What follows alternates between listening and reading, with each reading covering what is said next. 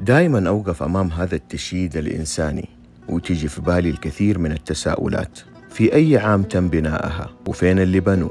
طب فين أصحابها؟ ما أبالغ إن قلت بعضها أكثر من 50 60 70 سنة وأكثر ما طبها إنس. ماني عارف ظروف الورثة، هذا إن كان في ورثة أصلاً، أو فيه لكن ما أدري إنه فقيدهم ترك لهم شيء هنا ولا هنا ولا هناك، وله بحياتهم ولا هم في حاجة أساساً. الجزء الحزين في القصة إن اللي كان عايش شقى وتعب وضحى، ويمكن كان يقول أخاف أموت وأنا ما سويت شيء لعيالي.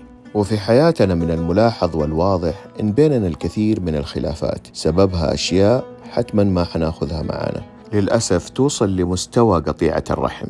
وقت المشكلة تأخذنا العزة بالإثم ونصمل على مواقفنا إلينا الله يأخذ أمانته، مع إننا مسلمين ونعرف إنه الجنة حفت بالمكاره وإنها للصابرين.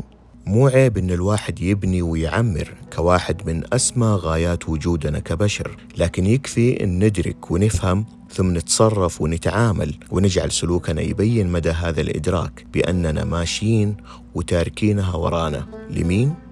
الله أعلم.